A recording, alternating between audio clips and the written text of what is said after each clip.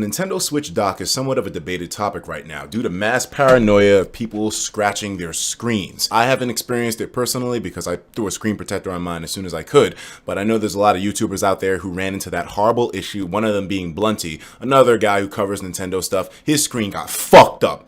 I know a lot of people are scared from that. He's saying that the only way it happened is from the dock because he didn't do anything else to the Switch. So definitely be careful. But because of the paranoia of the dock, there's a lot of people who, including myself, are very minimalist when it comes to putting the dock inside, or rather putting the Switch inside of the dock, taking it out. I mean, and even though my front screen hasn't gotten scratched, you won't be able to see it on camera, but there's some very fine scratches on the back of the Switch, and I haven't had this thing in anywhere but the carrying case and the dock. So it scratches shit. There's paranoia for a reason. I don't care what Nintendo or Reggie says, that dock means a little bit of trouble. Although, by the way, just gotta give a quick shout out to Nintendo. They sold 1.5 million units within the first week of the Nintendo Switch launch.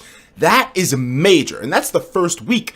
We're in week almost number 2 by now, so you know they probably sold close to 2 million at this point. Very good shit, Nintendo. I'm proud of you. The Switch is on a damn good path. But back to the topic at hand, fuck this dock. Now, there seems to be people that are taking this to an extreme measure. Because if you look at the hardware of the dock, you'll notice that there really isn't too much going on. It feels kind of cheap. But the only important components are what's inside of this little box here. So what if you were able to just take the little box, remove all this extra screen scratching plastic, and just have that box itself for the conversion of the signal to HDMI? Somebody apparently already thought of this, and this guy, to be honest, is a damn genius. The final version of the My Dock to Travel dongle, 75% smaller than the actual dock. So I'm guessing he did what I just said, took the damn box right out. We gotta look at this. This is on a Reddit page. I'm gonna have this linked in the description so you can see for yourself. But just on the pictures of this, I knew I had to talk about this with you guys. I'm guessing he just did a little bit of soldering work, removed the box, and bam, has a functional conversion switch. Well, a conversion box on the go for his Switch. That is so innovative. I gotta give the dude props. There's more pictures that I did not see for myself yet. So we're gonna go in here. There's 22 images. Nintendo Switch working travel HDMI dongle station mod. I don't know if he that looks like etched glass right there. Really sexy look. Finally got my USB-C extension cable so I could test it out. Many of you have seen the 3D printed monstrosity I made the other day, but here's a much cleaner looking final piece. As you can see, the Switch is sitting on top of it, and the signal from the USB-C is going right into the dock right there. Now, the only thing is, this does have a USB-C cable in the bottom, obviously, but it doesn't really stick out. I'm guessing he was able to convert this little USB-C nub into a full cable, so that way the Switch wouldn't have to be directly on top of this thing in order for the signal to come out, especially since it's loosely attached. So it would probably be falling out and disconnecting if you just cut all the plastic and just left the little nub there. So he managed to convert it to a full cable length. Very impressive stuff right there. Looking at more of the pictures, as you can see, it's fully functional.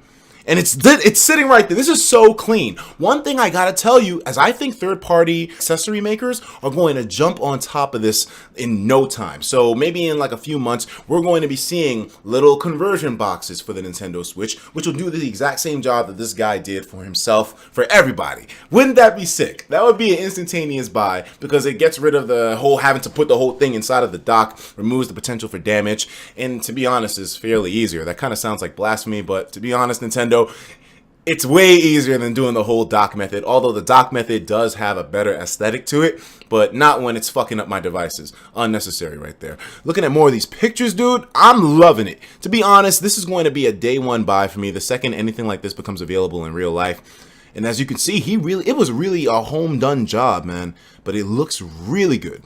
I'm wondering how hot that thing must get. I really like the job this guy did on this. Major props. I'm gonna leave this in the description. He breaks down the entire process, but to be honest, it doesn't seem like it would be too difficult to me. As long as you have access to the proper tools to be able to cut the plastic out, you can do this probably on your own. It wouldn't look anywhere near as good as how he did it though, since he has the glass look and the mirror and all that, but still really, really sexy stuff here. The questions are going in.